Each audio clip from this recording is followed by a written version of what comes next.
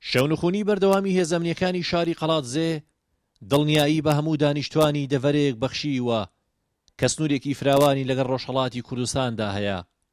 شەو ڕۆژ کاری بەردەوامی ئەم هێزە ئەمنیانەی شارەکە لە چەند هەفتەی ڕابردوودا لەلایەک پاراستنی سنوورەکانە و لەلایەکی تریش گرتنەبەری ڕێکاری توندە لە ناوخۆدا تاوەکو شارەکە دوور بێت لە بەڵای کۆرۆنا.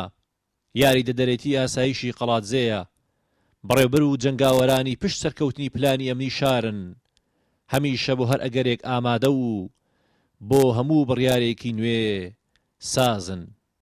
ئێمە وەکو هێزەکانی ئاسایش زیاتر تەرکیزمان خستە سەر سنوورەکان بە تایبەتی لە ڕێگای بنکەکانەوە توانیمان چەندین نقاط بە هاوکاری لەگەڵ برادرانی پاسەوانی چەندین نقاتی زیاد دابنین بۆ ئەو ڕێگانەی کە گومان دەکرێت لەوێەوە خەڵک بێتە ناوەرێمی کوردستانەوە لە ناو خۆی شارەکانیژە بەهاو بەشی لەگەڵ هێزەکانی ئاسایشی ناوخۆ هەموو سنفەکانی پۆلیس ڕۆژانە بازگەمان هەیە لە ناو شار و لەسەر ڕێگا و بانەکان و بە تایبەتی لە ناو چەقی بازار ئەوەندا بۆی خەڵک قەرەباڵغی نەکات و ئێمە لەگەڵ بەرەزان قایم و مدیر ناحیەی هێرۆ کاک محسین و کاک ڕایت حەسەن و برادرانی پاسەوانی سنوور عاقید ئیسماعیل سەردانێکی هەموو سنووری هێرۆمان کە دو سنووری هێرۆ و ئیسیەوە بۆی لە نزیەکەوە کە بەفر ڕژ بێتەوە خەلەلەکان و ئەو ڕێگانە ببینینەوە کە قابلی ئەوەن زیاتر پێداچوونەوە بۆ باری ئەمنیدا بکەین.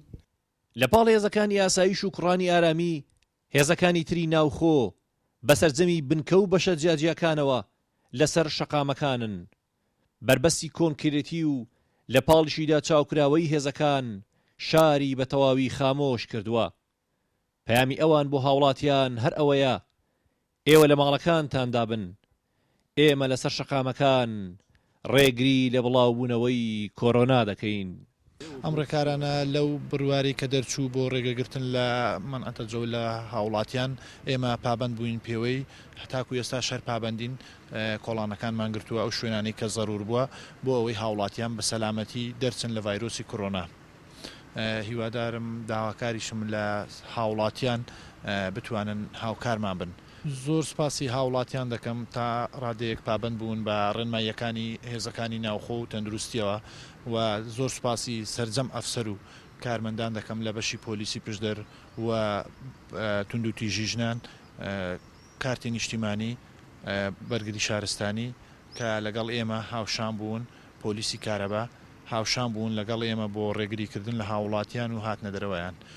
لە پاڵ هێزەمنیەکانی سنووری قەزای پشدەر تیمە تایبەتیەکانی تەندروستیش کاری پشکنینی بەردەوام ئەنجام دەدەن. لە هەر کوێ گومان لێکراو هەبێت پشکنینی خێرایی بۆ دەکەن. بەم جۆرە پشدەر پارێزراوە. هونەر ڕەسوڵ گەلی کوردستان قەزای پشدەر.